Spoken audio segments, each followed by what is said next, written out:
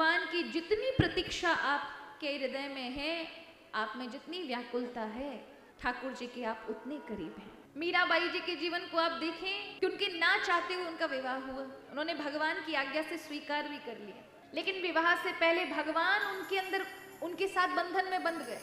तो उनके पति जो थे राणा जी, उन्होंने बड़ा सहयोग प्रदान किया, मंदिर बनवाया, संतों का आगमन रहा कि एक बार मीरा के गान का और उनके सौंदर्य सहजता को अकबर ने अपने कानों से सुना और अकबर वेश बदल कर आता है।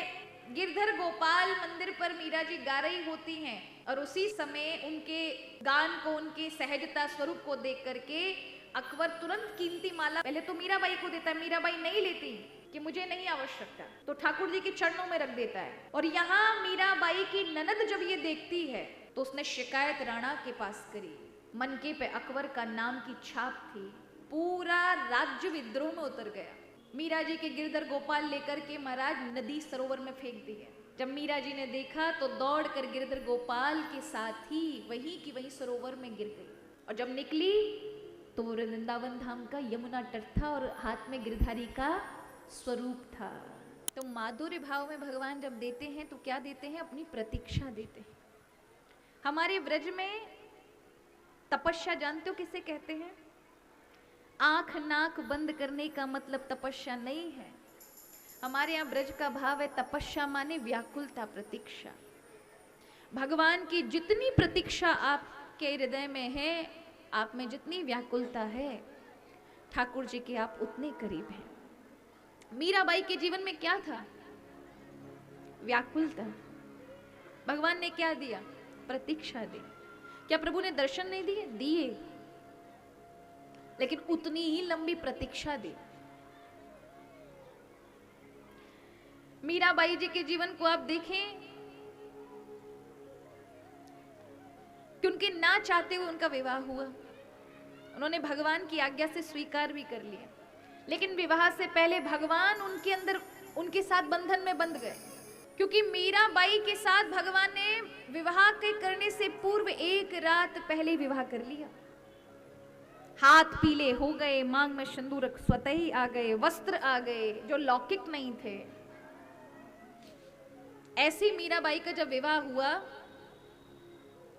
और जब वह चित्तौड़ में आई तो उनके पति जो थे राणा जी, उन्होंने बड़ा सहयोग प्रदान किया, मंदिर बनवाया, संतों का आगमन रहा। पर कहते हैं ना, जीवन में भगवान परीक्षा का तराजू अवश्य लगाते हैं। अगर नहीं खोल रहे ना आपके जीवन में प्रतीक्षा, उतनी ही दूरी अभी भगवान से है। भगवान की कृपा का मतलब लोगों को लगता है बहुत अत्यधिक धन आना, संपत्ति आना। नहीं, ये तो पुण्यों से मिलती है। अच्छे सत्कर्म करना चालू कर दो, दान इत्यादि करो, लोक कल्याण करो, अच्छे धर्म उत्सवों में कार्य करो, अपने आप पुण्य अर्जित होते हैं। पुण्य के कारण ही आपको सुख मिलेगा, शरीर का सुख। मन के सुख की बात नहीं कर रही हूं मैं। मन का सुख तो भगवान से ही मिलता है, शारीरिक सुख मिलेगा। जितने पाप कर्म करोगे उतना ही दुख मिलेगा। ये दुख भगवान नहीं देते, दुख हमारे पाप देते हैं। सुख माने, सु माने सुंदर, खा माने खा जो खत्म हो जाए, जो ज्यादा दिन टिकने वाला नहीं है। सु माने सुंदर, जो खा माने ज्यादा दिन टिकने वाला नहीं, उसका नाम है सुख। दू माने बेकार, इसलिए हम हर चीज के सामने दू लगा देते हैं जो बेकार होती है। दुशासन, दुश्शील, दुश्चरित्र, दू क्यों लगाते हैं?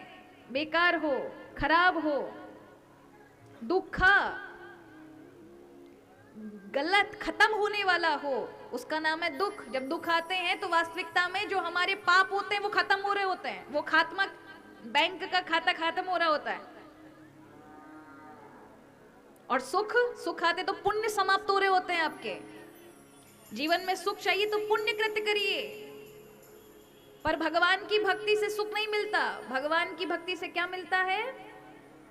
जीवन में भगवान की सामीप्यता मिलती है, मानसिक शांति मिलती है, आनंद मिलता है, भगवान के साथ संबंध मिलता है। और जिन भक्तों की कथा श्रवण कर रहे हो ना, ये अनुभव आपके जीवन में उतरने लगते हैं। प्रत्यक्ष आपके लिए प्रभु उपस्थित हो जाते हैं। फिर भक्त अनुभव भी करता है और इतना अकाट विश्वास हो जाता है कि जब वो कहे कि ये होना चाहिए प्रभु, भगवान उसके लिए वो सब कर देते हैं। फिर ऐसा वियावन जंगल में भी बैठ जाए ना तो उसे संसार में किसी का भय नहीं होता, क्योंकि वो धन से इतना ऊपर, बाकी सब चीजों से इतना ऊपर उठ चुका है, क्योंकि सारे जगत की सत्ता जगन्नाथ उसके साथ है। हम ये नहीं कह रहे कि ये सब मत कमाओ, शरीर है तो भगवान भोजन करने के लिए, रहने के लिए, कपड़े के लिए रहना पड़ेगा। इनको कहाँ से लेके जाओगे भाई, अलग कहाँ फेंकोगे, शरीर तो आपके साथ जुड़ा है ना। ये करने के बाद भी पुण्य कृत करो जिससे आपको सुख मिले, अच्छे परोपकारी कर्म करो, लेकिन ये मन ही आपको पाप कर्म कराएगा, मन ही गलत दुखी करेगा, मन ही आपको डिप्रेशन, तनाव, चिंताओं में लेके जाएगा, मन ही ईर्ष्या कराएगा, मन ही घृणा कराएगा, मन ही क्रोध करेगा। इस मन को भगवान को दे दीजिए, इस मन का संबंध भगवान से करा दीजिए। तो फिर संसार में किसी कारणवश पाप के कारण यदि दुख भी मिला ना, और मन यदि हरि में है, दुख आपको अपना आभास नहीं करा सकता, दुख में भी आप सुख का अनुभव करोगे। ये सभी संतों के चरित्र से आप देखिए। मीराबाई को तब तक आनंद था जब उनके पति थे, पति की मृत्यु होने के बाद देवर बैठा, उसका नाम भी राणा विक्रमादित्य था। उसने अत्याचार किए मीरा पर, संतों का आगमन बंद कर दिया, मीरा से कहा कहीं कोई अन्यत्र, कहीं बाहर नहीं जाना है। मीरा को मारने के लिए आतुर तब हो गए कि एक बार मीरा के गान का और उनके सौंदर्य सहजता को अकबर ने अपने कानों से सुना, और अकबर और राजपूतों की उस समय ठनी हुई थी, क्षत्रियों की ठनी हुई थी, वैर करते थे एक दूसरे से।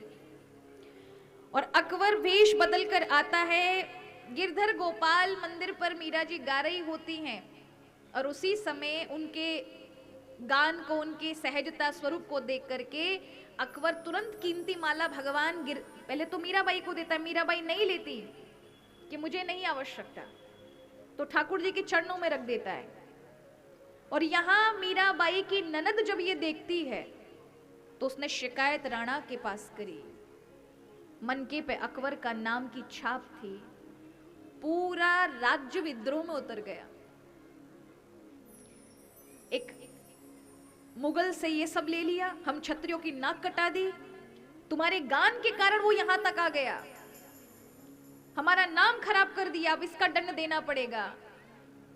मीरा जी के गिरधर गोपाल लेकर के महाराज नदी सरोवर में फेंक दिए। जब मीरा जी ने देखा तो दौड़ कर गिरधर गोपाल के साथ ही वहीं की वहीं सरोवर में गिर गई, और जब निकली तो वो वृंदावन धाम का यमुना तट था और हाथ में गिरधारी का स्वरूप था। यहां वृंदावन में विराजमान हुई। उसी समय वृंदावन की कुंज कुंज गलियां को घूमा मीरा जी ने, दर्शन किया ठाकुर जी का। यहीं पे जीव गोस्वामी जी उस समय विराजमान थे। उनका नियम था कि वो किसी स्त्री का मुख नहीं देखते। मीरा जी ने पिता के भाव से उनसे उपदेश लेने के लिए जब गई तो उन्होंने, उनके शिष्यों ने कहा कि हमारे महात्मा जी तो स्त्री का स्पर्श तो बहुत दूर की बात, स्त्री का मुख नहीं देखते। तो मीरा जी ने कहा कि मुझे भी ऐसे पुरुष का मुख नहीं देखना, मैं तो केवल गिरधर गोपाल के अलावा किसी अन्य पुरुष का मुख नहीं देखती, क्योंकि मैंने तो सुना है कि इस वृंदावन में केवल एक पुरुष है और वो है वृंदावन बिहारी। ये दूसरा पुरुष संसार में कहां से आ गया, क्योंकि बाकी तो सब गोपी हैं, आत्मा है, अलग से परमात्मा कौन दूसरा बन गया। जैसे ही शिष्यों ने ये कहा, जीव गोस्वामी जी को बड़ा बुरा लगा। उनको उनके जो अज्ञान का पर्दा एक लगा हुआ था कि स्त्री और पुरुष का भेद, वो भी मिटा दिया। दौड़कर आए और कहा कि ये सामान्य जीव नहीं है, भगवत प्राप्त जीव है जिसकी भेद दृष्टि ही नहीं है। अभी हमारे अंदर भेद दृष्टि है। मीरा जी ने पिता तुल्य उनको प्रणाम किया, खूब सत्संग चर्चा हुई। यही मीरा जी को फिर और अत्यधिक कष्ट दिए गए महाराज। बुलाया गया फिर से चित्तौड़ में, जहर देने की कोशिश की, सिंह से कष्ट देना चाहा, सिंह को छोड़ दिया कि खा जाए। इतना कष्ट देने के बाद भी अंत में मीरा ने कभी शिकायत नहीं करी महाराज, कभी नहीं की। कभी करिए, आपने देखा? किसी एक पद में बताओ। वो तो एक ही बार कहती है, मायरी मैंने गोविंद लीनो मोल री, मैंने गोविंद लीनो मोल री, मैंने गोविंद लीनो मोल। कोई कहे सस्तो, कोई कहे महंगो, कोई कहे सस्तो जी, कोई कहे महंगो। मायरी मैंने लियो री तराजू पे तोल री, मैंने गोविंद लीनो मोल। किस भाव से लिया? किसी ने पूछा तो कहा ये तो आवत प्रेम के मोल, केवल प्रेम से ही मिल सकते हैं। ऐसे मीराबाई जी जिन्होंने माधुर्य भाव भगवान के प्रति रखा,